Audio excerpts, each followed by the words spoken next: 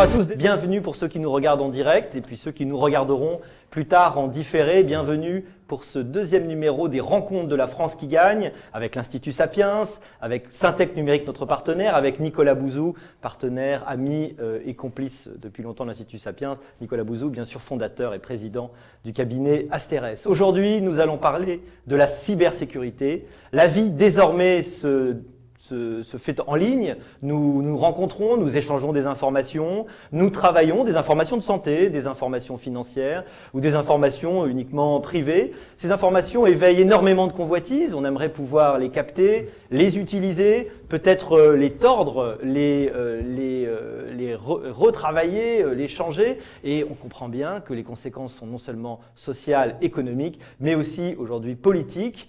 La cybersécurité est devenue un enjeu central de nos économies qui se passent désormais avant tout en ligne. Et nous avons en France les ressources dans ce secteur pour arriver à occuper une place réelle dans ce combat silencieux, ce combat qui n'est peut-être pas assez vu du grand public et qui pourtant est absolument déterminant.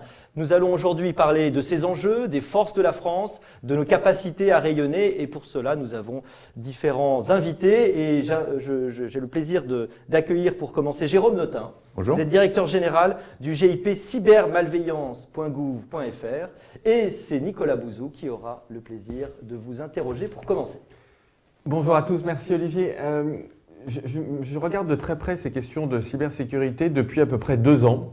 Parce qu'il y a 2 ans, j'ai vu une série sur Netflix qui s'appelle Narcos, qui raconte la vie de Pablo Escobar. Et j'ai compris, grâce à cette série, à quel point en fait, la criminalité utilisait les technologies. Ce que montre très bien cette série, c'est comment Pablo Escobar a utilisé les techniques de logistique, en fait, les ponts aériens notamment, qui se sont développés après-guerre.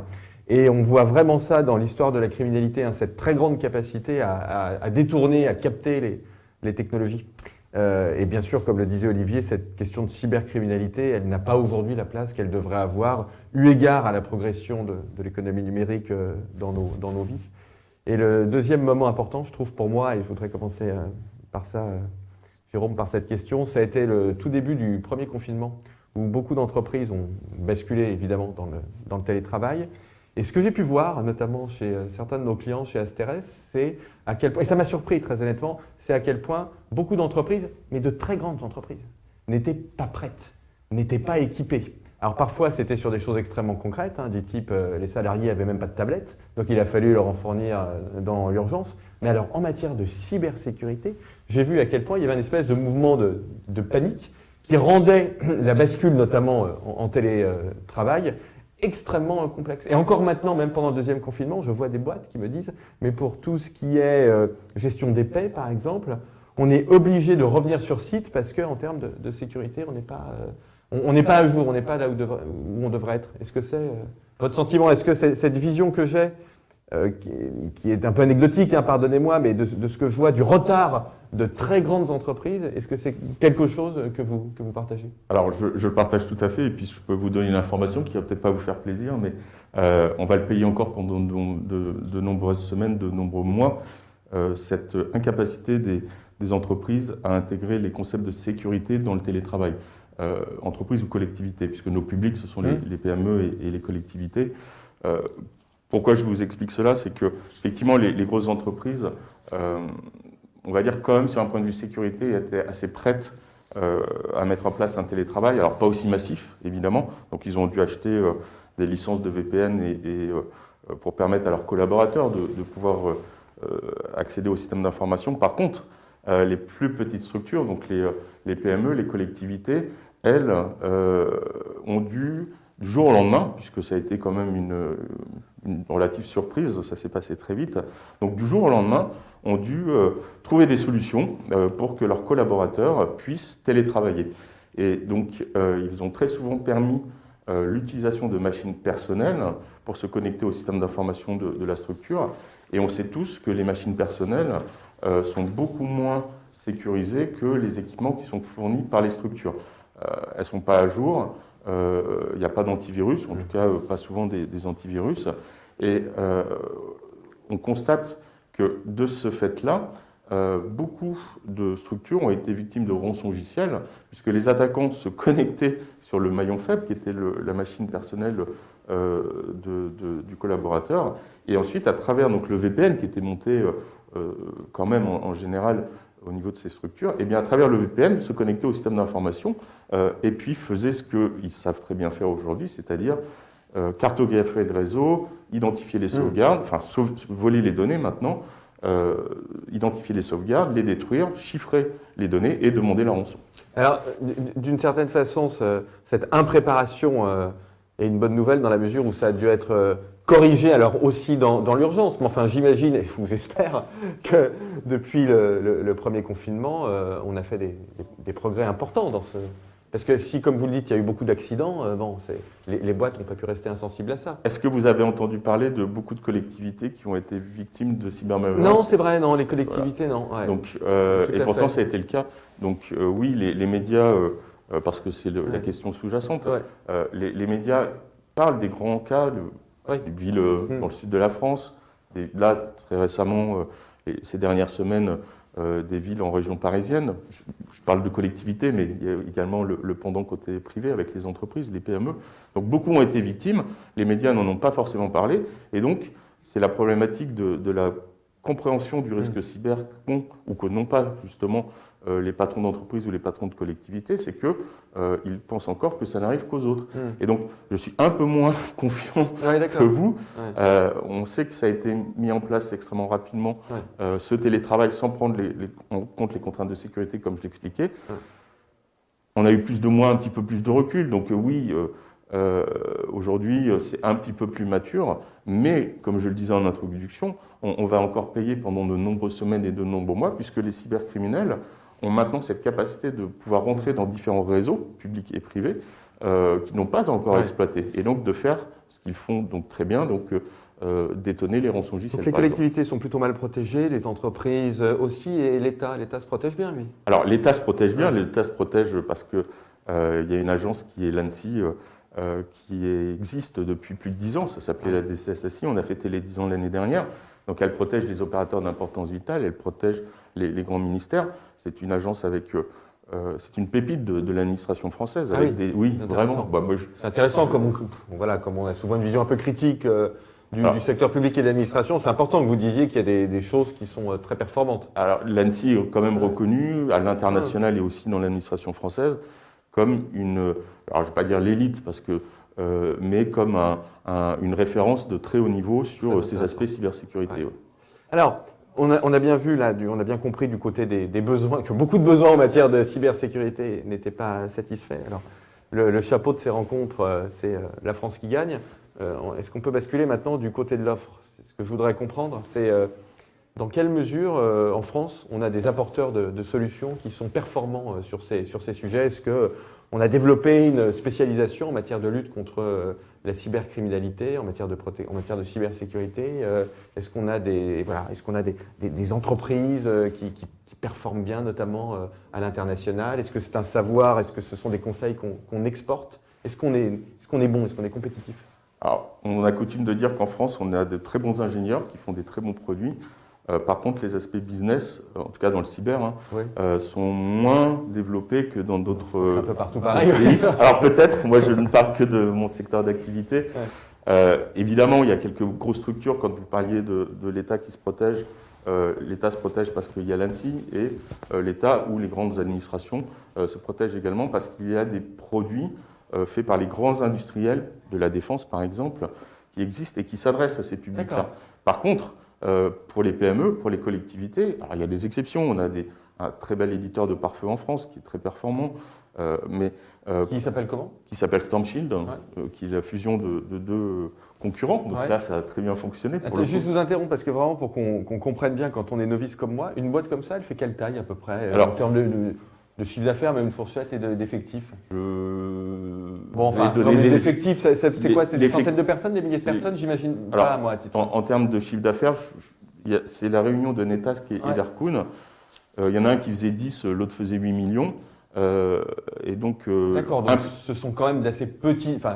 C'est quand même plutôt des petites entreprises. Là, pour le coup, 1 plus 1, ça fait 3, puisque je crois que le chiffre d'affaires de cette année, ou de l'année dernière, est de l'ordre de 40 millions. Ouais, alors, ce n'est pas la licorne française, évidemment, ouais. et il y a un marché qui est intéressant. très important. Par contre, effectivement, sur des offres plutôt mass market, sur des PME ou des collectivités, une fois de plus, il y a encore des exceptions, mais d'une manière générale, on a un manque d'offres. Oui, vers ces publics. Quoi. C'est-à-dire qu'une PME qui veut se protéger en matière de cybersécurité, il faut qu'elle fasse, du coup, appel. Elle n'achètera pas français. Appel à qui ? Elle n'achètera pas français. Elle n'achètera pas français. Ouais, voilà. Alors, elle achètera français pour son pare-feu, mais pour les autres solutions, elle n'achètera pas français. Alors, comment ça se fait ? Pourquoi est-ce qu'on n'a pas été capable de développer cette offre pour les PME alors que vous nous dites qu'il y a un marché, qu'on a les ingénieurs ? Qu'est-ce que c'est le problème ? Je vois 2 raisons principales. Ouais. La première, c'est que les grands donneurs d'ordre qui devraient montrer l'exemple, les grands industriels, le CAC 40 par exemple, n'a pas coutume ou n'avait pas coutume ces dernières années de faire confiance aux start-up françaises. D'accord. Il y a une phrase qu'on m'a dite il y a très longtemps, on ne reprochera jamais à un DSI ou à un RSSI, donc à un directeur des systèmes d'information, à un responsable de la sécurité des systèmes d'information, d'acheter, alors je ne vais pas citer de nom, mais une grosse boîte américaine par exemple, avec un logo bleu et en 3 lettres. Par contre, quand vous aviez des alternatives françaises de start-up qui étaient parfois plus performantes, certaines qui ont été rachetées par d'autres, évidemment, étrangères, bien souvent, eh bien, elles n'arrivaient pas à émerger. Donc ça, c'est le premier point. Il y a un manque de maturité, ou en tout cas, il y avait un manque de maturité dans l'analyse et la prise de risque potentielle des grands donneurs d'ordre pour justement faire confiance aux startups françaises. Et puis, le second point qui est en train d'évoluer, le premier cas, je ne sais pas si ça évolue, mais le second, c'est plutôt une bonne nouvelle, c'était les investisseurs. Aujourd'hui, on a une annonce. Ça manque de capital. C'est capitalistique comme. C'est extrêmement capitalistique. Ouais. Un éditeur de solutions de sécurité, c'est valorisé, alors en tout cas aux États-Unis, en Russie, en Chine, en Israël, c'est des x20 chiffre d'affaires en termes de valo et de revente. Donc, alors voilà, oui, alors quand justement ils ont pu démontrer et faire beaucoup de chiffre d'affaires, mais ce pied à l'étrier, cet early stage était extrêmement compliqué à avoir en France. Le premier niveau de levée de fonds, alors c'est level A je crois, ou je ne suis pas un expert du domaine, mais était très compliqué, très long, et avec des montants extrêmement faibles. Quand vous aviez une boîte française qui en France levé péniblement au bout de 18 mois 2 millions d'euros. Vous aviez le concurrent américain qui, en 6 mois, levait 80 millions d'euros. Donc on comprend bien que la donne est un peu faussée. Par contre... Et ça évolue, je vous interromps, alors, voilà. Ça évolue un peu ça quand même, parce qu'en France, on voit quand même que, en early stage notamment, mais même jusqu'au 2e tour de table, en fait, ça monte un peu là. On a enfin un fonds qui est très cyber, on l'attendait depuis de nombreuses années, qui a par exemple fait une opération auprès d'une société française, donc Tetris, basée en plus à Bordeaux, c'est pas que parisien, ça c'est une très bonne chose aussi, donc de 20 millions d'euros, qui va lui donner à cette structure la capacité de recruter, de se développer et peut-être d'aller conquérir, en tout cas je l'espère, des marchés étrangers. Il y a une politique européenne à mener sur ce sujet, ou non, le principe de subsidiarité là, fait sens, c'est des problématiques nationales? Alors, à la fois en termes de cybersécurité en tant que telle et en même temps en matière d'encouragement de l'offre. Alors, on est dans la sécurité informatique, on a des concepts de souveraineté. Donc, on peut voir que le prisme uniquement national peut avoir du sens dans certains cas. Après, sur un point de vue purement business, bien évidemment, le marché français, il est extrêmement réduit. Quand vous avez en face de vous le marché américain, le marché chinois, le marché russe, le marché à l'Afrique, il faut l'Europe, mais comme dans tous les domaines, je dirais.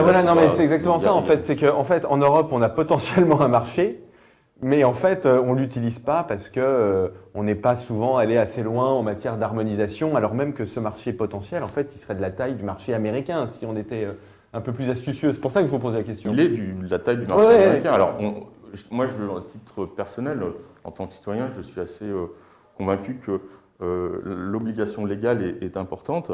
Il y a une directive, la directive Nice, qui a été transposée dans le droit français assez récemment, qui elle-même est issue d'une idée de l'ANSSI, donc à travers la loi de programmation militaire. Mais bon, la directive Nice impose à l'ensemble des opérateurs de services essentiels européens la sécurisation de leur réseau. Et donc, Ça peut être un levier de croissance pour les entreprises européennes et accessoirement françaises, si on a un petit peu de chance, pour justement adresser ce marché européen. Il nous reste 10 secondes.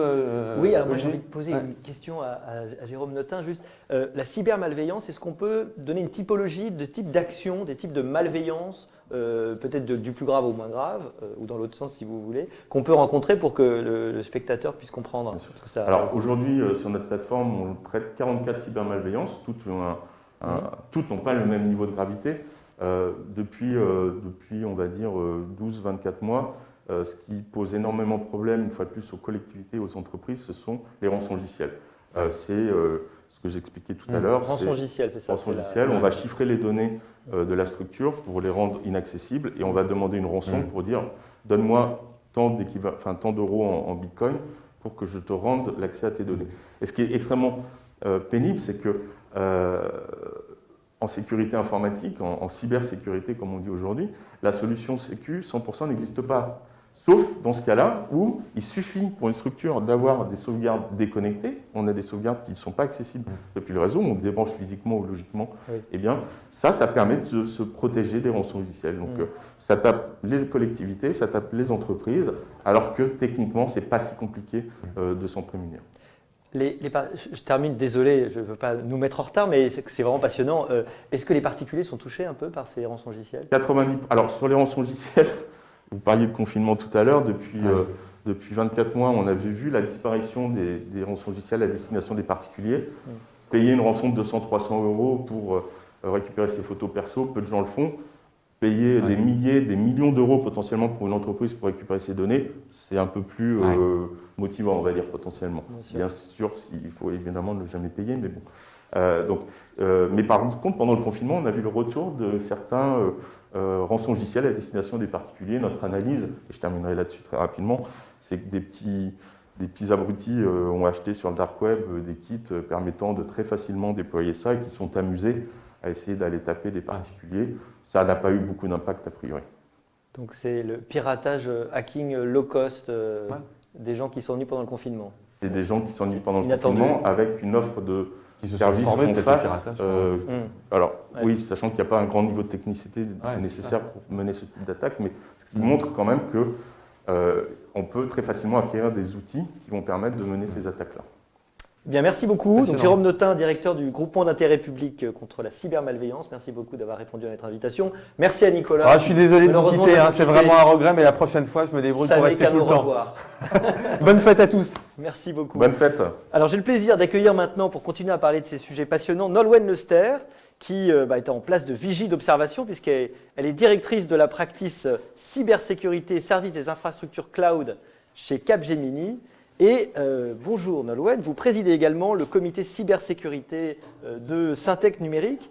Alors pendant la crise sanitaire, beaucoup d'entreprises évidemment se sont mises en ligne, elles se sont mises massivement en télétravail. J'avais entendu parler d'une entreprise qui avait dû mettre 35 000 personnes en l'espace de 2 semaines entièrement en télétravail. C'est un tour de force logistique extraordinaire, mais c'est aussi une exposition nouvelle. Quelle était la situation vis-à-vis de la cybersécurité avant ? Après la crise, est-ce que ça a été un vecteur de progression et d'évolution des pratiques ?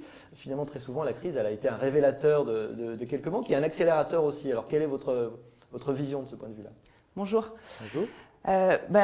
Effectivement, il y a un certain nombre de choses qui existaient déjà avant la crise et des tendances qu'on constatait.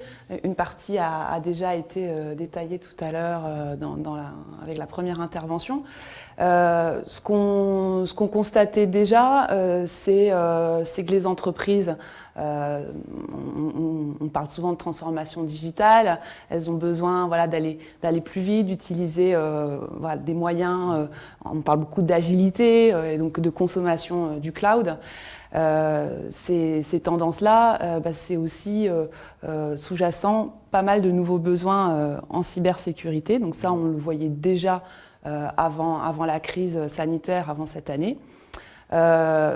On voyait déjà une augmentation des menaces, une complexification des menaces et des attaques. Ça a été évoqué aussi tout à l'heure. Ça amène l'ensemble des acteurs qui luttent contre contre ces menaces et ces attaques, à imaginer des nouveaux stratagèmes, des nouvelles briques de sécurité, etc. Et ça aussi la conséquence un peu de complexifier finalement la mise en œuvre de toutes ces parades dans les entreprises. Donc ça, on voyait déjà cette tendance-là. C'est un marché qui était déjà assez pénurique en compétences cybersécurité. Ouais. Donc tout ça ouais, c'est le constat qu'on avait déjà avant la crise. Et je vous rejoins tout à fait. La crise Covid et ce qu'on a vécu, et notamment le premier confinement, parce que c'est quand même ça le point de départ d'un point de vue de l'impact sur l'ensemble de la consommation informatique des entreprises. Ça a été un révélateur, un accélérateur de plusieurs façons. C'est que d'une part, du jour au lendemain, beaucoup d'entreprises ont dû étendre leurs murs, étendre leurs murs dans le monde chez leurs collaborateurs en fait. Donc pour celles qui étaient préparées, elles avaient déjà des infrastructures techniques, des équipements individuels pour leurs salariés qui permettaient de mettre ça en place rapidement. D'autres étaient moins préparées. Certaines entreprises ont même dû demander à leurs collaborateurs de consommer aussi leur device personnel, avec tous les risques. Avait finalement ses propres devices, ses propres habitudes, son matériel peut-être. Exactement, éventuellement son complexité évidemment. Exactement, éventuellement son propre matériel. Ouais. Et donc du coup, ça a eu plusieurs impacts. Premier impact, c'est que beaucoup d'entreprises, en tout cas celles qui n'allaient pas encore vers le cloud et ces plateformes qui permettent d'augmenter rapidement finalement les capacités informatiques, notamment à distance, beaucoup d'entreprises sont mises à aller vers ça. On parle notamment des plus petites structures qui étaient peut-être moins dans ces approches-là. Celles qui avaient déjà des plans de transformation les accélèrent. Et donc, sous-jacent à ça, l'ensemble des solutions de cybersécurité pour accompagner ces transitions techniques, il faut aussi qu'elles suivent et qu'elles s'alignent. À côté de ça, il y a un autre effet qui a un effet un peu plus humain, si j'ai envie de dire, c'est qu'à la fois, on dit que on a peut-être mis parfois des devices personnels, des équipements qui n'étaient pas aussi protégés que quand on va à son bureau travailler sur un poste qui est physiquement dans le monde de l'entreprise. Donc à la fois, on a une exposition au risque parce qu'on est moins protégé tout simplement.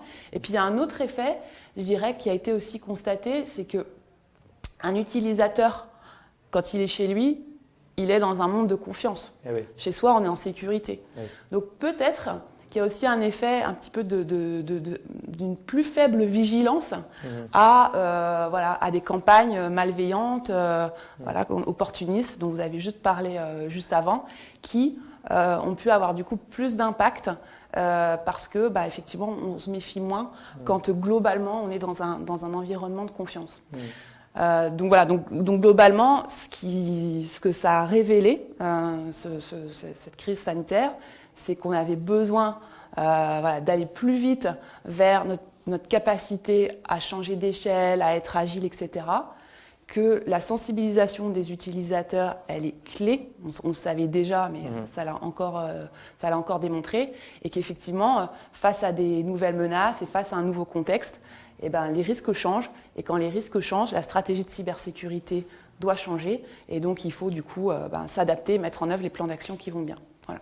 En parlant de prise de conscience, est-ce que vous avez l'impression que jusque-là, peut-être beaucoup d'entreprises n'avaient peut-être pas de formation spécifique ou de préoccupation scientifique et que quasiment ça n'était pas un sujet, encore plus quand vous n'êtes pas une grosse entreprise, évidemment, qui a un système d'information très fourni et qui est, si vous êtes une banque par exemple, vous êtes confronté à ça quotidiennement depuis très longtemps, c'est pour vous, il y a des automatismes. Pour les PME, est-ce que c'est pas justement un des problèmes, c'est la prise de conscience de quelque chose qui jusque-là n'était pas vécu comme un problème à part entière? C'est sûr que là, dans le jargon informatique, on parle de PRA, plan de reprise d'activité. Ouais. Donc là, normalement, le bon conseil, c'est d'avoir un plan de reprise d'activité écrit, en théorie, et le jouer. Ce que vous voulez dire, c'est la stratégie pour arriver à faire face au risque cyber. C'est ça le PRA? Alors, pour faire face à un risque cyber ou pour faire face tout simplement à une problématique informatique ou autre. D'ailleurs, ça peut toucher d'autres domaines que l'informatique.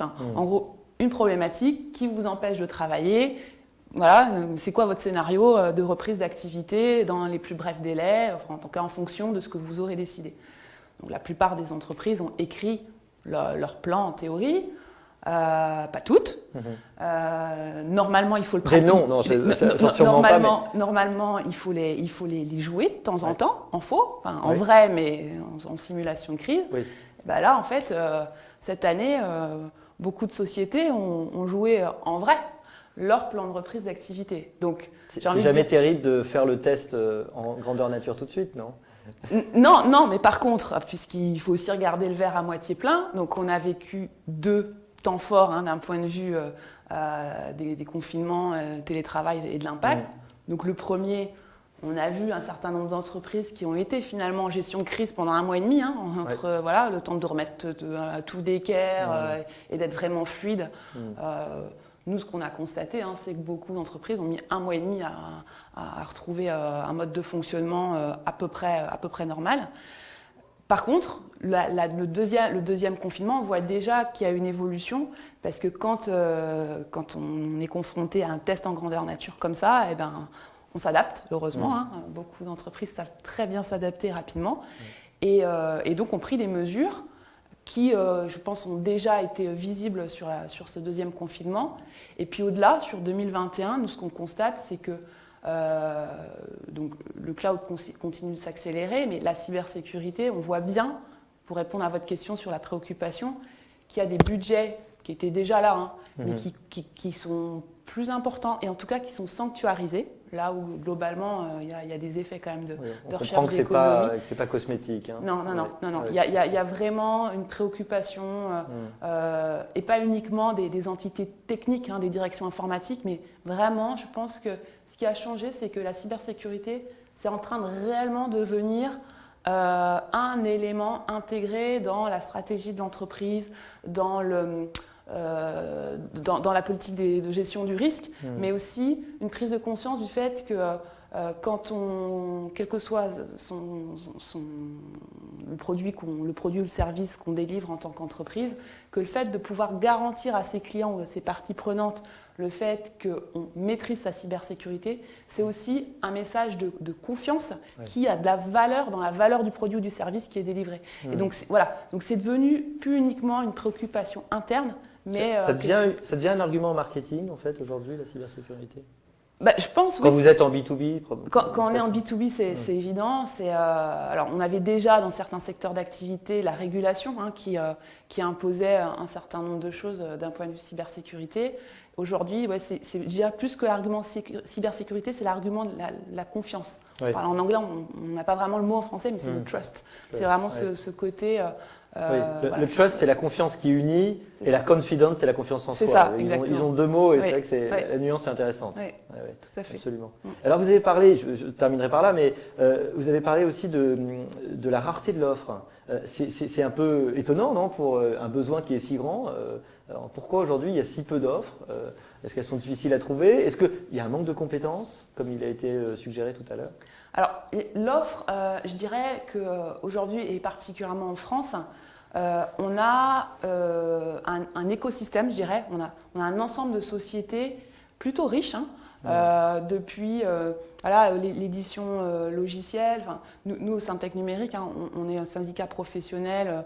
On a 2000 adhérents, aussi bien des sociétés de services du numérique, de toute taille. Des éditeurs de toute taille, des éditeurs, des sociétés de conseil technologique, des multinationales, des PME, des sociétés qui sont ancrées dans les territoires, pour adresser les enjeux internationaux partout en France.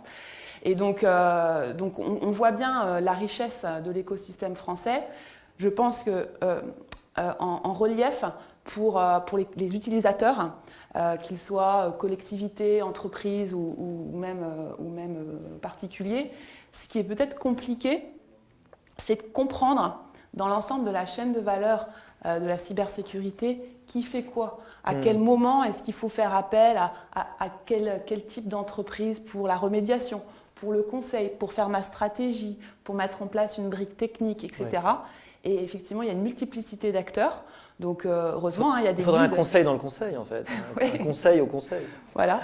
Donc, il y a des, par exemple, il y a un guide qui est publié par Solutions Numériques tous les ans, qui répertorie l'ensemble des acteurs de la cybersécurité par famille, histoire de s'y retrouver. Voilà, cybermalveillance.gouv.fr qui a été évoqué tout à l'heure, publie aussi quelques guides pour accompagner les collectivités, les entreprises, les particuliers sur ces sujets-là. Et puis après, comme vous le suggériez, reste à continuer à peupler cet écosystème. Effectivement, on a un sujet sur les talents, puisque, mais ce n'est pas un sujet propre à la France. Globalement, on compte plusieurs centaines de milliers de postes vacants professionnels de la cybersécurité dans le monde. Les chiffres, on parle même de 1,5 million dans certaines études. En France, on a une offre de formation qui est plutôt riche. Et par contre, on se retrouve confronté aux mêmes difficultés que dans d'autres métiers informatiques, où c'est encore des filières qui parfois peuvent manquer d'attractivité pour les plus jeunes.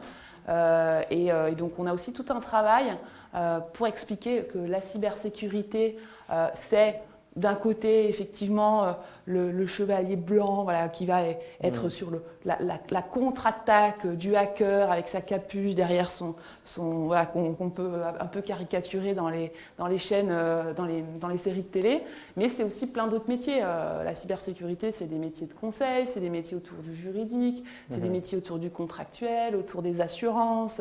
Donc il y a plein de métiers et techniques et au-delà, et puisque c'est encore une fois un enjeu de stratégie d'entreprise. Ça donne envie, en tout cas, quand vous en parlez. En tout cas, merci beaucoup, Nahwen Lester, d'avoir répondu à notre invitation. Merci. J'ai maintenant le plaisir d'accueillir deux personnes. Erwan Kerodi, qui est CEO de CyberAngel. Erwan, bienvenue, installez-vous.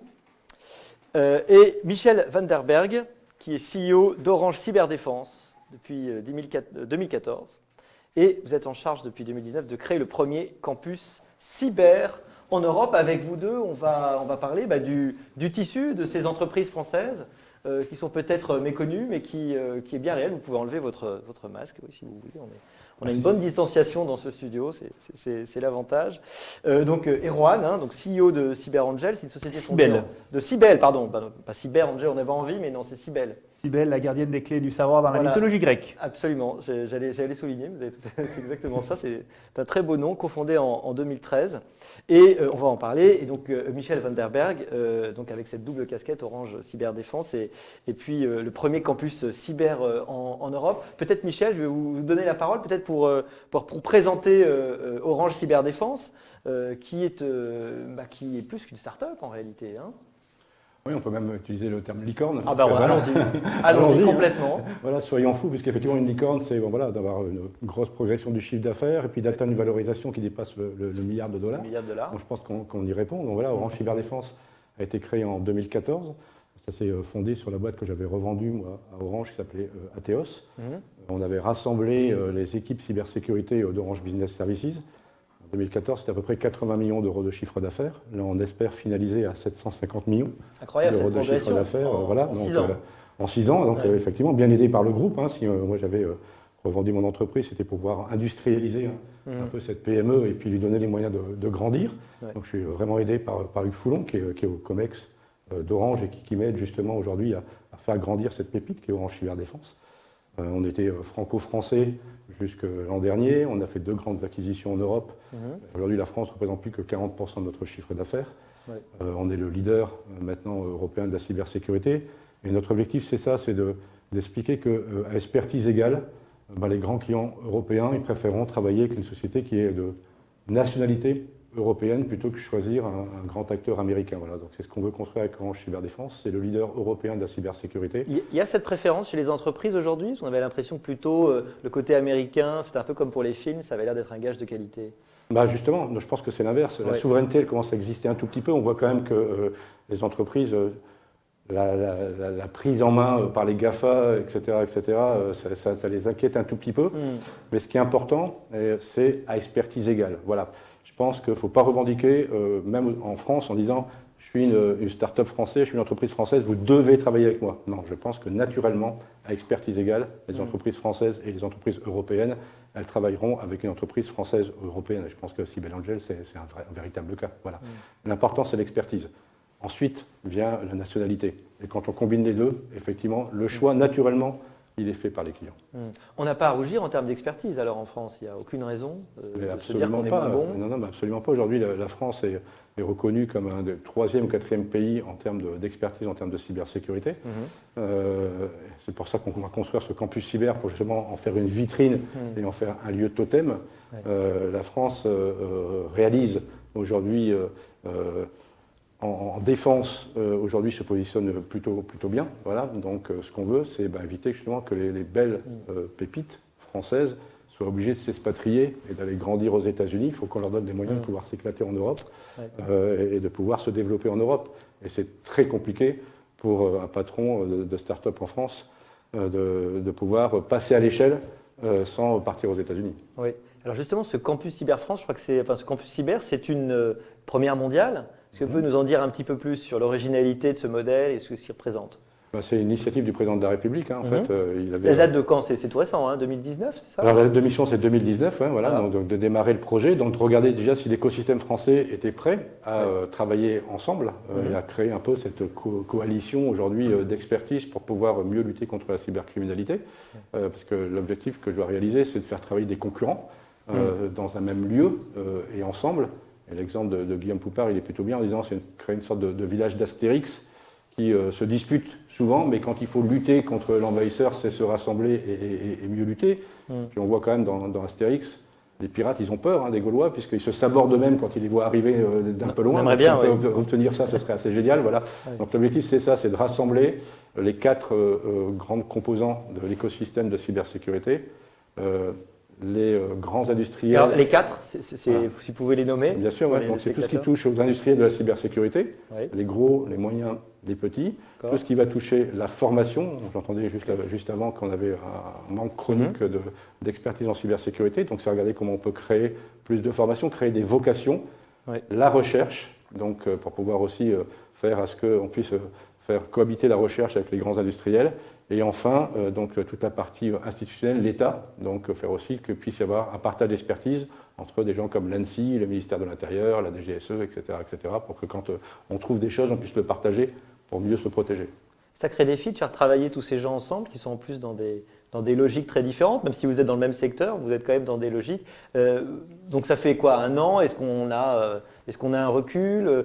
Quelle est la montée en puissance qui est prévue pour ce? Alors la montée en puissance, voilà, donc ça y est, on va immatriculer la SAS, donc qui s'appelle Campus Cyber, voilà, ça va être fait aujourd'hui, voilà, pour rien vous le cacher. C'est bien choisi. C'était bien choisi, voilà, donc ça s'est fait. Et c'est cette SAS qui va opérationner le campus cyber. Le campus cyber, le lieu est choisi, donc on a pris une tour à côté de la Défense, 25 000 m² quand même, c'est pas rien. C'est assez important, voilà.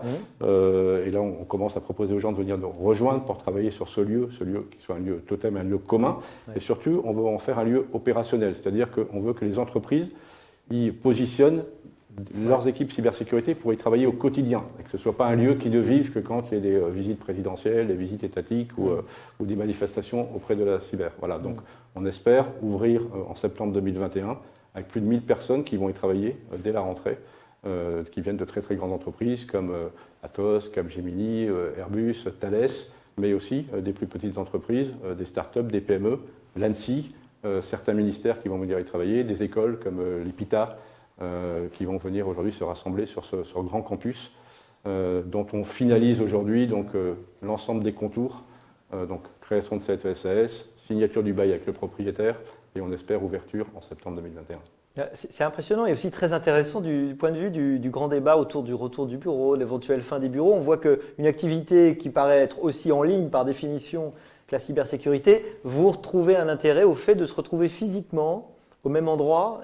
Vous pensez que les gens vont mieux travailler ensemble plutôt que de créer, je ne sais pas, on aurait pu imaginer une sorte de plateforme virtuelle pour tous ces gens-là. Cette présence physique, elle est importante à votre avis? Oui, j'ai toujours exprimé, moi, partager pour ne pas subir. Voilà. On est vraiment en face de gens qui sont organisés, de gens qui sont créatifs Et je pense que si on peut rassembler l'expertise et construire ensemble un écosystème qui va aller monter en expertise, c'est hyper intéressant. Voilà, donc c'est ce qu'on veut vraiment réaliser. Il y a plein de nouvelles expertises qui sont créées en France. Si on avait à les rassembler, à les faire travailler ensemble, c'est beaucoup mieux pour la défense des intérêts des sociétés françaises. Maintenant, c'est compliqué puisque ce sont des concurrents qu'on rassemble. Et effectivement, on dit, est-ce que vous êtes prêts à mettre vos avantages concurrentiels à la disposition de la communauté? Je vais prendre un exemple. Orange Cyberdéfense, nous, on joue beaucoup sur le fait de dire on est une filiale d'un opérateur. Et quoi qu'il arrive, entre le pirate et les données des clients, eh bien, il y a le réseau. Et en installant des stands sur notre réseau, on est capable de détecter un petit peu en avance des signaux faibles qui permettent de détecter une attaque. Voilà. C'est à partir du moment où je mets cette expertise-là en commun et que je la partage avec Thales et Atos, effectivement, j'enlève cet avantage concurrentiel. Mais d'un autre côté, si je peux récupérer aussi de l'expertise qui vient d'autres typologies d'entreprises, je monte mon niveau. Voilà. Donc c'est un partage qu'on doit réaliser ensemble. Et la bonne nouvelle, quand même, c'est que tout le monde adhère à ce projet et que l'ensemble des entreprises françaises veulent venir sur ce campus cyber, veulent partager leur expertise pour créer cette base de threat intelligence, vous savez, d'intelligence commune autour de la cybersécurité, qui est hyper importante. Si on veut exister dans ce monde-là, et si on veut rivaliser par rapport aux grandes entreprises américaines ou chinoises, il faut arrêter de vouloir construire que du défensif. Il faut faire ce qu'on appelle de la threat intelligence, c'est comprendre la menace. Voilà. Si on veut être autour de la table des gens qui comptent dans la cyber, et pas sur la table et bouger comme un pion, il faut vraiment que la France existe dans ce domaine-là et existe sur sa compréhension de la menace, sur l'intelligence collective qu'elle peut mettre pour mieux comprendre la menace, d'où elle vient, pourquoi certaines sociétés sont attaquées, etc. etc. C'est ce qu'on voit. Il y a eu, vous voyez, l'attaque de FireEye. Il y a déjà eu des attaques. Pardon, laquelle alors?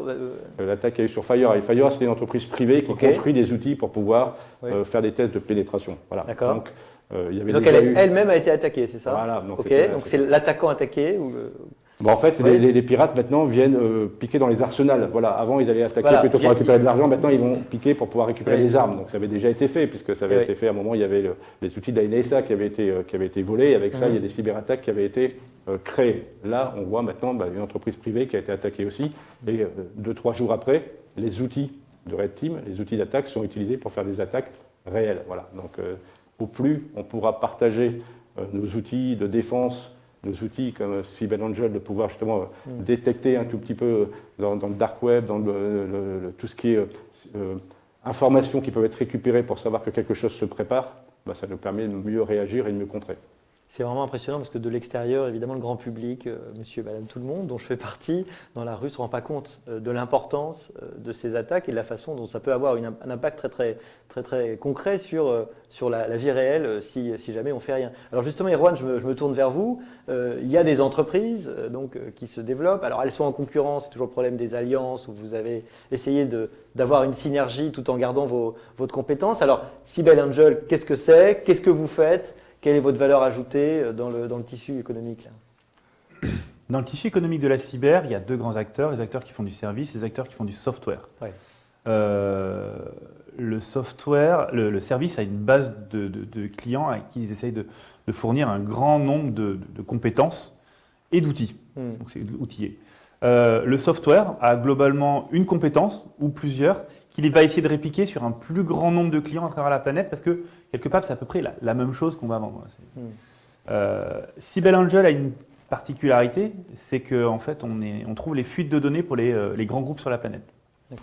On les trouve où? Parce qu'on a développé une technologie qui est unique, qui est en fait de scanner massivement tout ce qui est potentiellement connecté sur la planète. Dès que quelque chose est connecté, c'est ce qu'on appelle une adresse IP. Ouais. Il y en a 4,3 milliards dans le monde. On les teste toutes. On va essayer de comprendre un peu tout ce qui est ouvert sans aucune protection. On va également faire, comme disait Michel, on va scanner aussi d'autres réseaux comme tout ce qui sont les forums de hackers, les choses comme ça, donc le dark web. On va également en fait massivement analyser les requêtes DNS, donc les noms de domaine. Quand vous tapez lemonde.fr, ou sapiens.fr, vous faites une requête DNS, ça apporte de l'information, de l'intelligence. Donc nous, on va collecter des énormes volumes d'informations. Ça fait des volumes absolument immenses. À titre d'information, on trouve 1 milliard de documents tous les jours que Google n'a jamais vu. Mais du document, PDF et du Word. Comment ça fait que Google ne les voit pas alors? Parce l'impression que, Google, alors- lui aussi, il faisait que ça. Ouais, on peut rentrer dans le détail. En fait, Google va scanner des pages web. Ouais. Une page web est hébergée sur un serveur. Ouais. Google va scanner les pages web à travers le monde. Nous, en fait, on va scanner Scanner un- serveur. Non. un rang en dessous, un cran en dessous, un one Ouais. layer down, D'accord.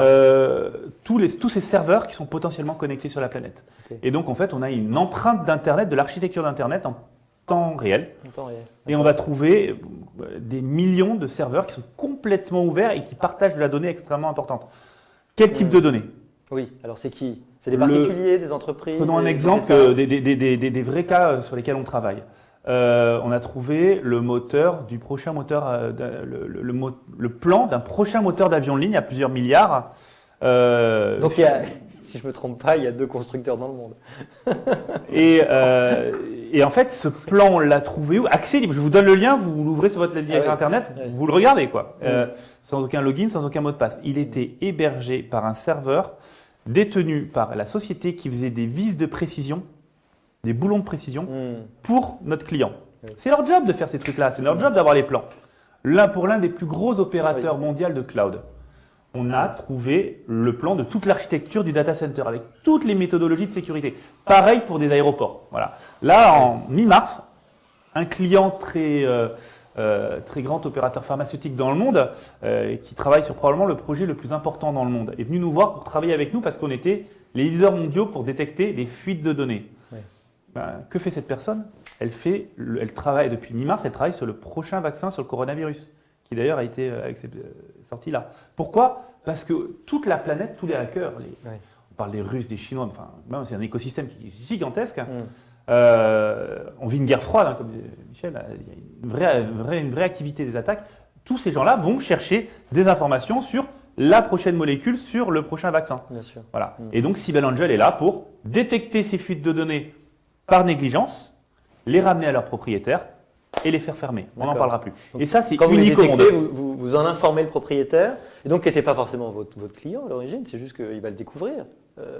Alors, moi, j'informe mon client qui D'accord. nous paye pour Oui. justement trouver ces informations. D'accord. Ensuite, à charge à lui de faire fermer ce site-là ou à charge de faire travailler des experts en cyber pour faire fermer ce serveur-là, comme tout à fait pourrait le faire une société comme Orange. Donc voilà, là, il y a des vraies synergies qui peuvent se créer, parce que nous, en fait, on a la capacité technologique de détecter ces fuites. D'accord. Après, notre métier, c'est pas de vendre des hommes pour faire fermer les serveurs. D'accord. Et donc, c'est là où on peut s'allier avec des Vous êtes spécialistes en espèce cyber. de lanceurs d'alerte en quelque sorte cyber, c'est ça? Et donc ceux qui vont intervenir après, c'est plus vous, c'est ça? Pour colmater la brèche? C'est ça, en fait, D'accord. c'est ça, ouais. Nous, on ferme en cyberdéfense, on fait fermer entre 300 et 400 sites de phishing par jour. Voilà, donc ça, Par pour jour. donner un peu de réalité au niveau du grand public.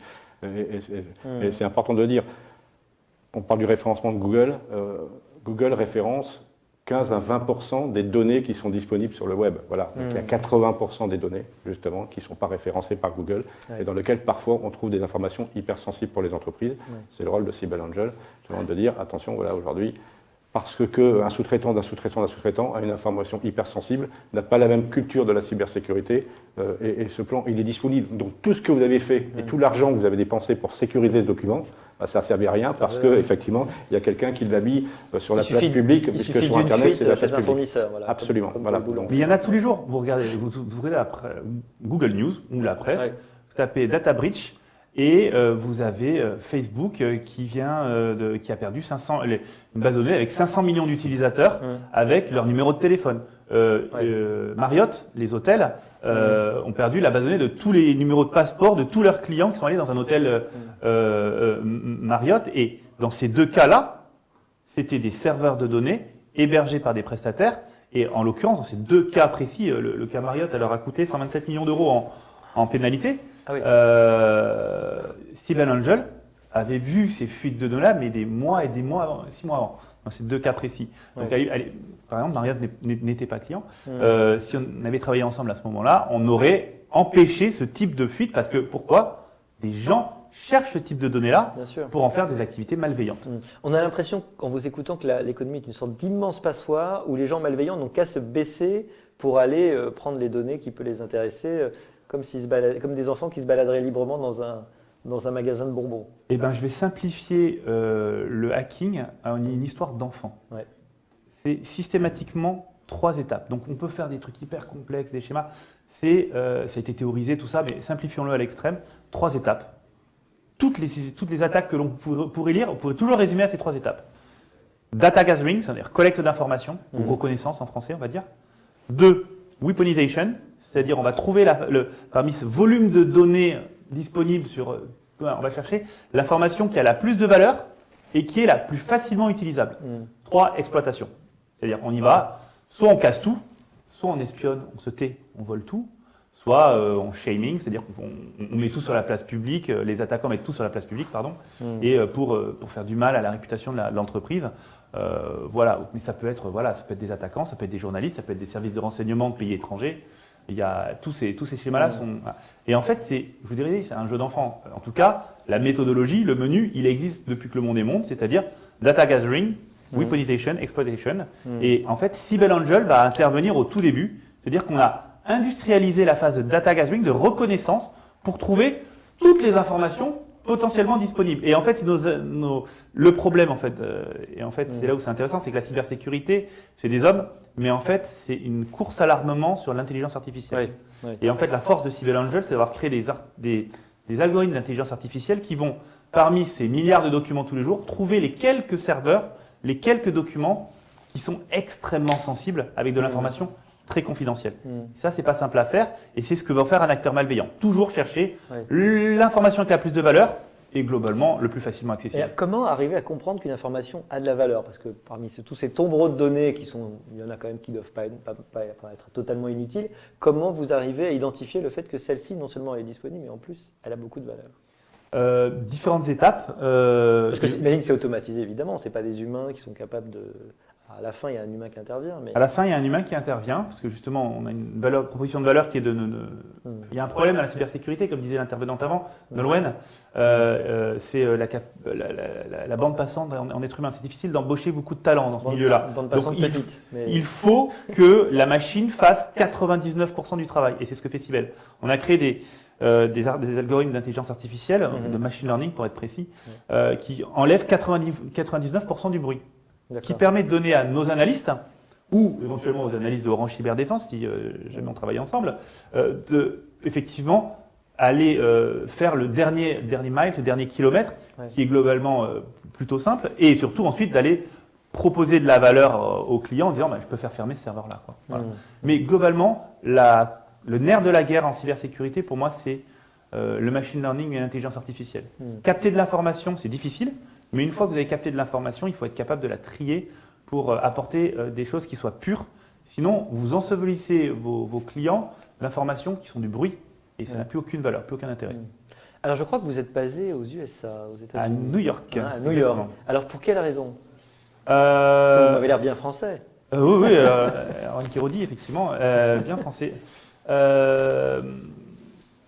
Pour une raison simple. La France, en termes de taille de marché sur la cybersécurité, est un 1. Disons que c'est 1. L'Angleterre est probablement à 1,8. L'Allemagne probablement à 1,2, 1,5. Ça dépend comment ce qu'on regarde. Les États-Unis, 12. Ah oui. Et donc, Sibel Angel. C'est proportionnel à la population à peu près. Enfin, l'Allemagne, au PIB, c'est proportionnel à peu près ce que vous voulez en fait. Ouais. Exactement. PIB, c'est 1 à 10. Donc c'est un petit peu plus, 20% de plus aux États-Unis. Et si vous regardez, en fait, Sibel Angel s'est développé en France. Toute la R&D est en France. Le gros de nos troupes sont en France. On est une entreprise française, on est fiers de l'être. Mais tout de suite, on a fait la réflexion que si on restait français, sur le marché français, on resterait petit. Et donc l'objectif, c'est si on veut devenir leader européen ou leader mondial dans le software, leader européen pour une entreprise de service, c'est déjà énorme. Mais leader pour une entreprise de software, il faut aller voir le plus loin, le plus vastement possible, très vite. Et donc du coup, on est allé tout de suite en Allemagne, puis en Angleterre, puis en Suède, puis en Italie. On a des clients aussi au Japon et très vite aux États-Unis. Les Américains n'ont pas cette... Bon, après, ils n'ont pas ce problème de souveraineté. Effectivement, ils sont déjà extrêmement souverains parce qu'ils ont extrêmement de propriété intellectuelle sur leur territoire, qui fait que quand vous êtes français, c'est pas un problème de traiter avec des Français. Aux États-Unis, c'est extrêmement transactionnel. À partir du moment où on pourrait apporter de la valeur, sont prêts à traiter avec vous. Et donc, j'ai fait le choix assez vite donc de partir aux États-Unis pour se capter le plus gros marché du monde sur la cybersécurité, tout en continuant à grandir en Europe. Voilà, donc aujourd'hui, c'est les deux grands pans. Cybelle Angel, aujourd'hui, a un revenu qui est largement non français, maintenant, majoritairement non français. Mais voilà, et ça fonctionne bien. On a levé en tout, je sais pas, la dernière levée de fonds était de 33 millions de dollars en janvier. Et globalement, vous êtes combien en tout là? On est, ça varie vite parce qu'en fait on double de taille tous les ans, donc on était presque la loi de Moore là. on était 50, là on est 100, 115, 120, je crois, et on va finir peut-être à 160, 200 à la fin de l'année 2021. Vous avez des problèmes de recrutement? Paradoxalement, pas vraiment. D'accord. Dans la technologie, typiquement, dans tout ce qui est ingénierie, ce qu'on fait est extrêmement complexe. On fait du scan massif d'Internet et de l'algorithmie assez complexe sur la machine learning. Et en fait, ça excite énormément les ingénieurs. D'accord. Et donc, en fait, nous, ce qu'on fait, c'est des conférences régulièrement, Polytechnique, Centrale, Mines, 42, enfin plein d'écoles comme ça, c'est sympa. On explique ce qu'on fait et en fait, ça attire parce que les ingénieurs aiment, c'est le challenge intellectuel notamment. Et puis en plus ça, il y a une super ambiance chez nous. Oui, j'imagine. Est-ce que vous arrivez à recruter des femmes un peu? Oui, tout à fait. Alors bon, là récemment, j'en ai perdu une, mais qui était super forte, qui était au comité de direction de Cybelle. Je suis un peu triste. Mais bon, elle est allée faire des trucs exceptionnels dans des grandes institutions publiques européennes.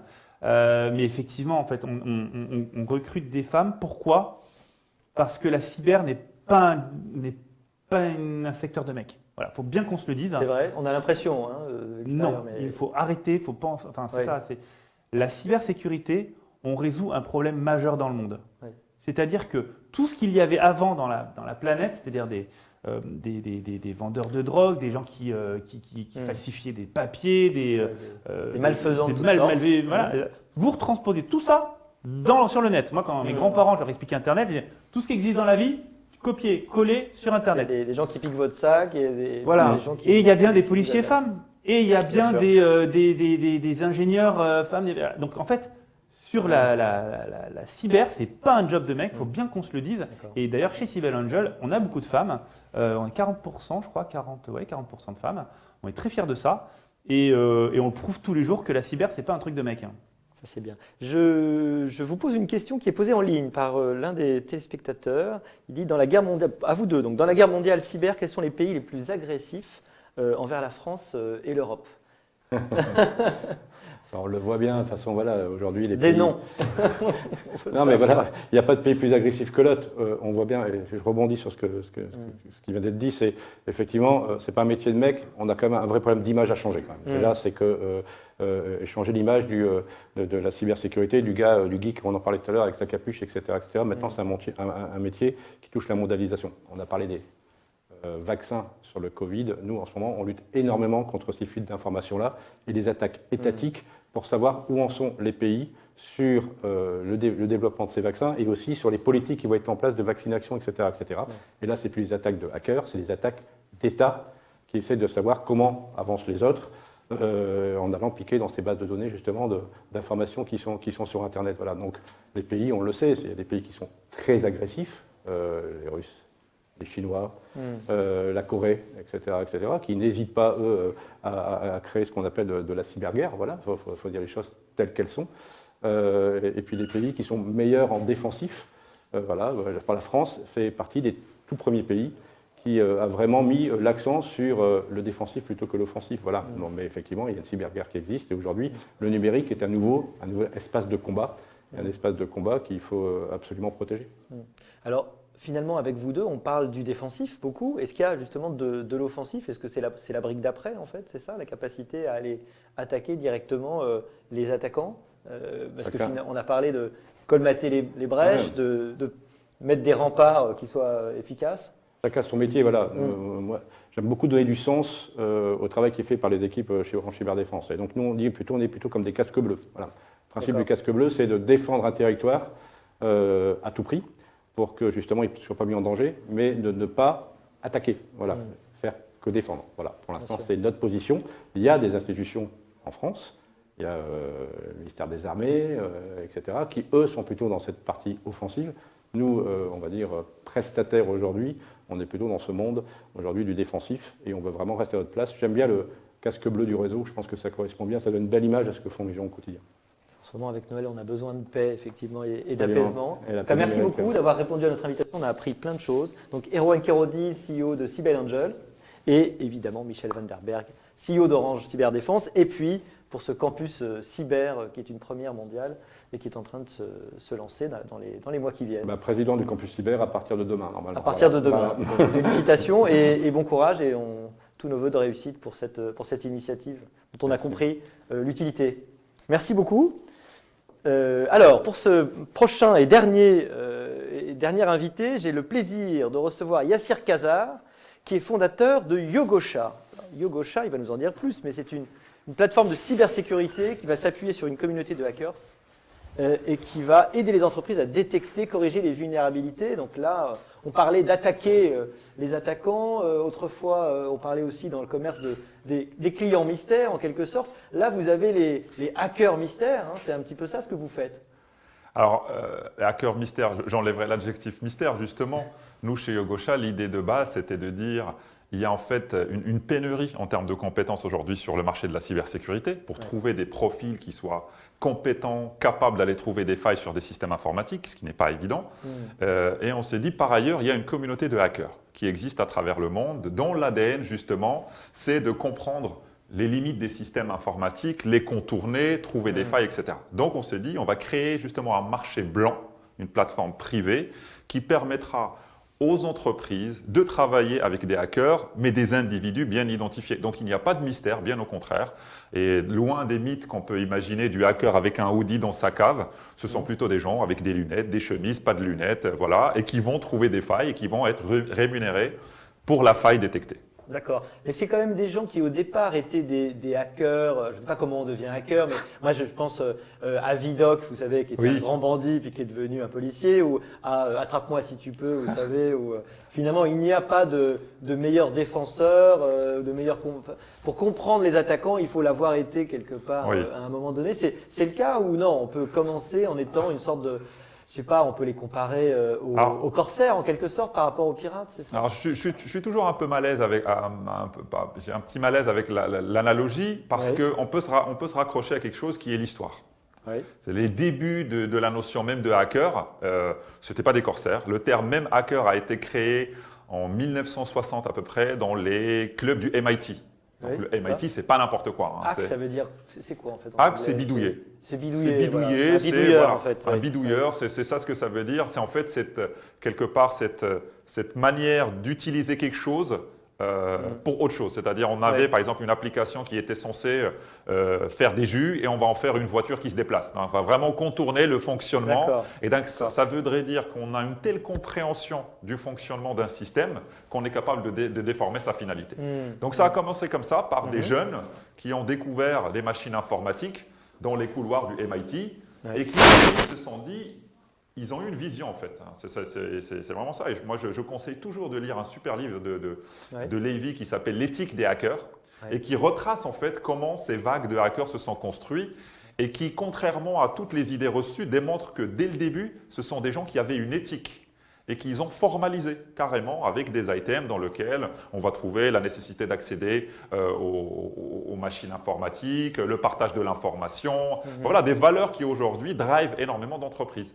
Donc c'était plutôt comme ça que ça s'est passé et c'est plutôt à contrario, petit à petit, il y a d'autres individus qui ont compris qu'ils pouvaient gagner de l'argent de manière frauduleuse à travers l'informatique et c'est plutôt, on va dire, vers les 1999 et autres, qu'on va voir apparaître cette image du hacker péjorative où justement des gens vont utiliser l'informatique à des fins qui sont criminelles. Et là, on va plutôt parler normalement de cybercriminels, de friqueurs ou ce genre de choses. Mais il y a eu un moment une confusion et le terme a dégénéré.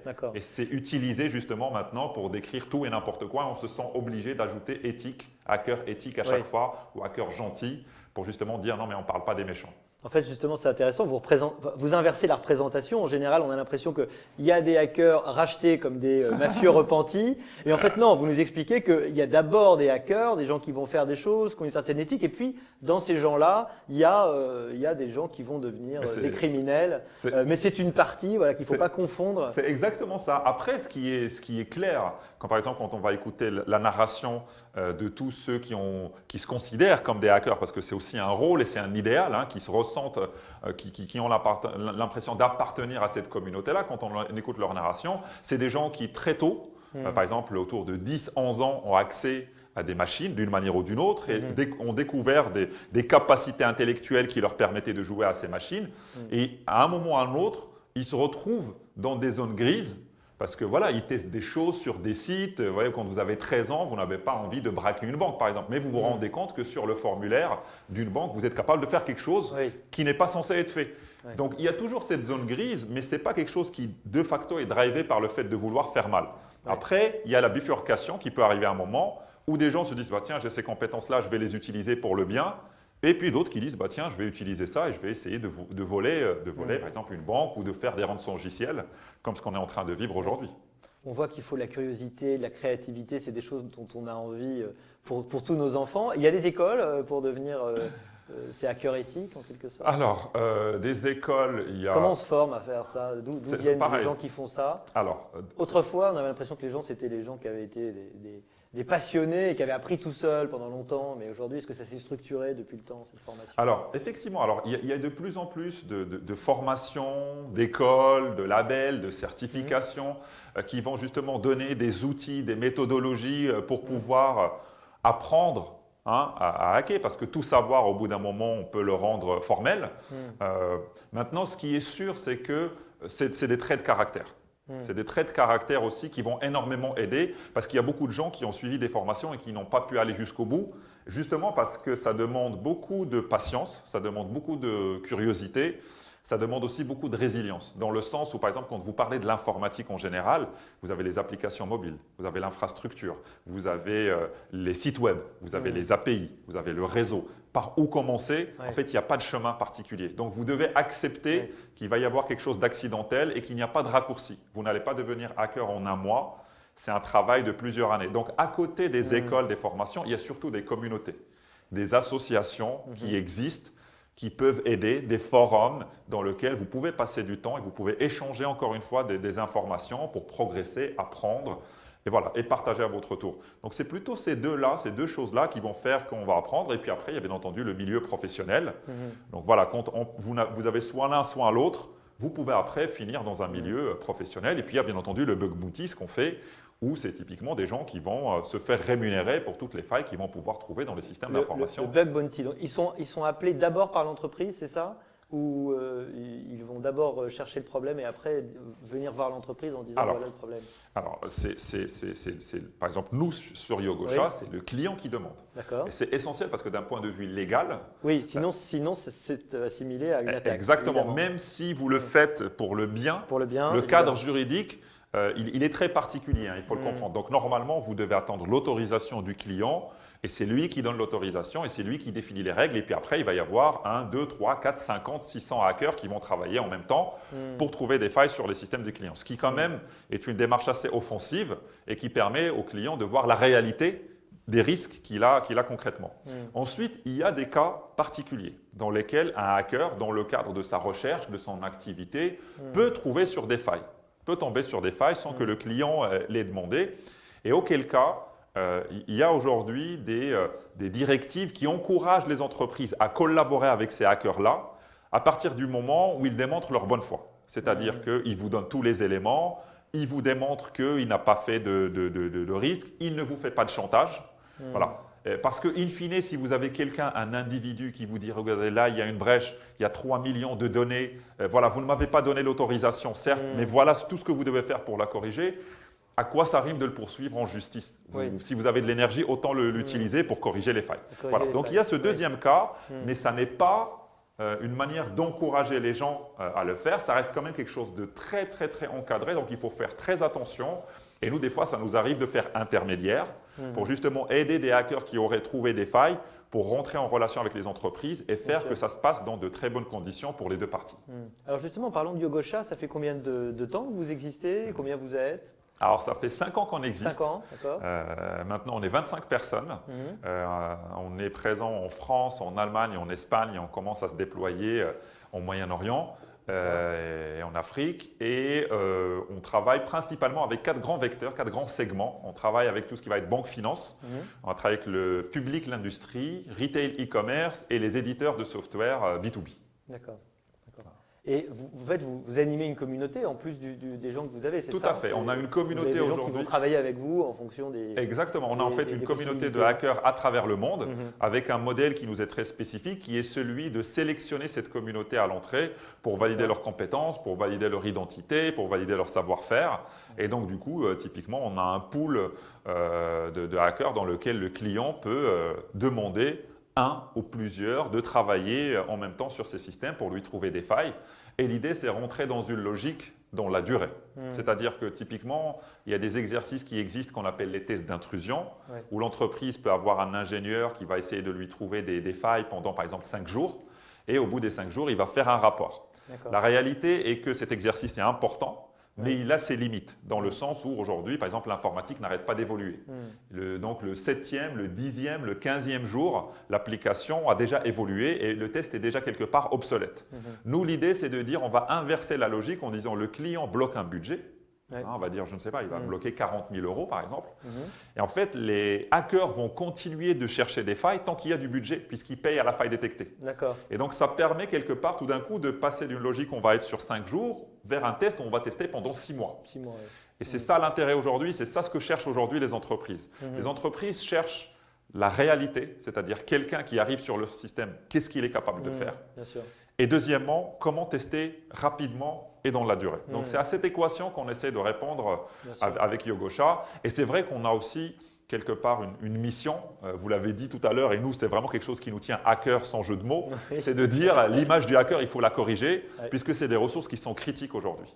C'est des gens dont on a besoin, donc il faut arrêter de leur taper dessus et utiliser ce terme n'importe comment.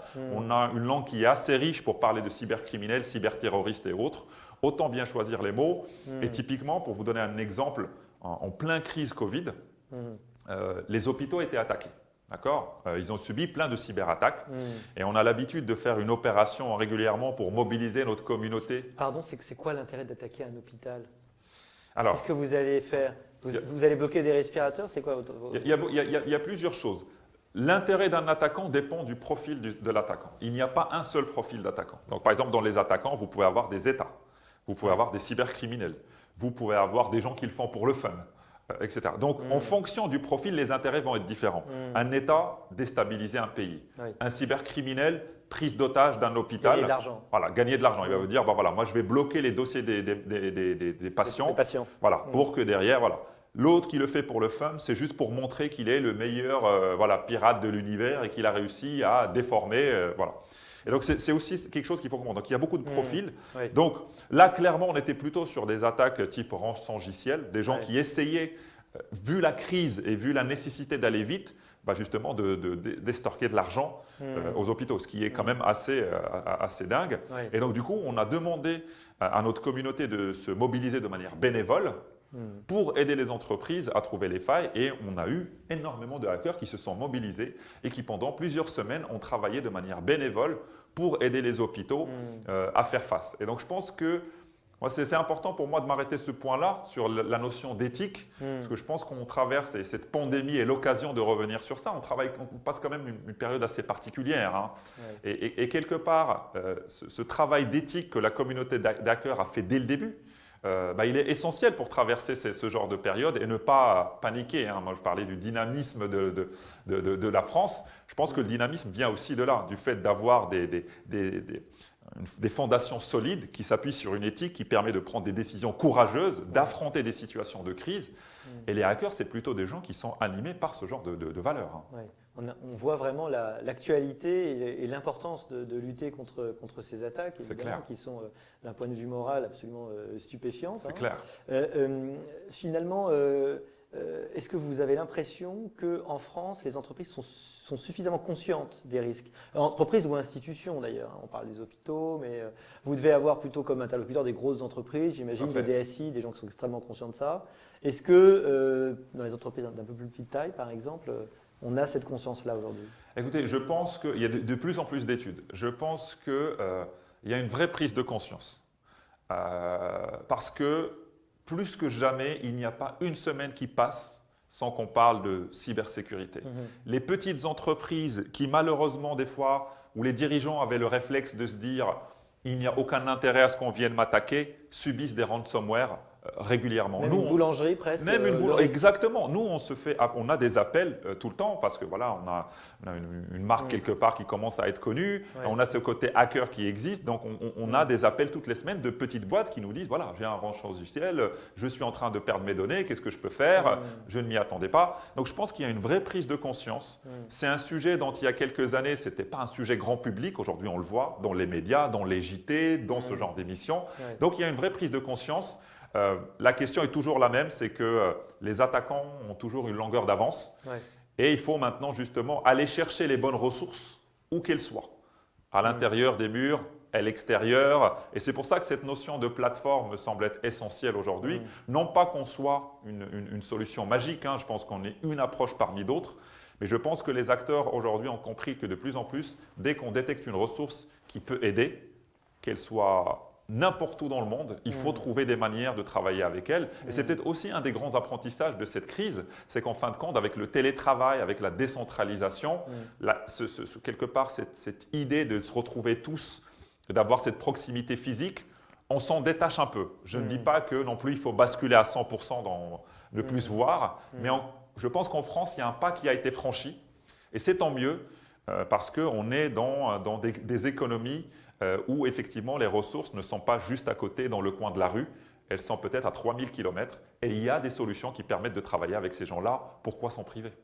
Yassir Kazar, merci beaucoup, fondateur donc, de Yogosha. Merci d'être venu, d'avoir répondu à notre appel. Un grand merci. C'était, je crois, vraiment passionnant aujourd'hui. On a appris plein de choses. Alors, moi, j'ai appris énormément de choses. On a compris que nous sommes en guerre, que c'était une guerre silencieuse, qu'il y avait une course à l'armement entre les différents pays, que la France était prête. Peut-être que certaines entreprises n'avaient pas encore sauté le pas, mais que ces menaces augmentaient, que les besoins nouveaux augmentaient aussi, que la France a des offres réelles en la matière, que des startups françaises existent, que malheureusement, comme la plupart des entreprises en France qui se développent, elles ont un problème d'accès au financement, peut-être d'accès pour se développer et parfois ont intérêt à aller dans d'autres pays pour accéder à ces financements, c'est sans doute dommage. Et que nous avons ce problème, comme dans beaucoup de domaines, du morcellement européen, de la capacité à avoir peut-être une législation unifiée, un marché unifié, alors que nous sommes en termes de PIB, de puissance économique, en termes de population, potentiellement une plaque absolument, un continent évidemment central dans le monde. Une pénurie peut-être aussi de compétences. On a parlé de 1,5 million de postes vacants en cybersécurité dans le monde. Alors, est-ce que c'est un chiffre assez étonnant, mais on a là un secteur d'activité, en tout cas pour des jeunes qui ont envie d'être dans un secteur qui bouge, où les compétences évoluent en permanence, où il faut être agile, curieux et créatif. On a là un secteur évidemment passionnant. Des utilisateurs à sensibiliser, des institutions aussi à sensibiliser, mais on voit que cette coalition d'expertise, elle va dans le bon sens, avec par exemple le campus cyber, cette idée du village d'Astérix. On aime bien se déprécier, on aime bien parfois aussi se battre et s'opposer, mais parfois on en arrive aussi à faire le pack gagnant contre les menaces. Et ces synergies entre industriels, entre responsables de formation, entre responsables étatiques, institutionnels et recherche, elles sont possibles et nous avons aujourd'hui vraiment en France quelque chose, une réelle carte à jouer. En tout cas, nous étions ravis aujourd'hui avec Syntec Numérique, notre partenaire Nicolas Bouzou, qui était là tout à l'heure, et évidemment l'Institut Sapiens que je représente. On était ravis de parler de ce sujet-là. Rendez-vous dans le e-magazine pour faire la synthèse un petit peu de ce qui a été dit ce matin. Et puis, rendez-vous au mois de janvier pour une prochaine rencontre de la France qui gagne sur le thème de la santé et de l'innovation. À vous les studios.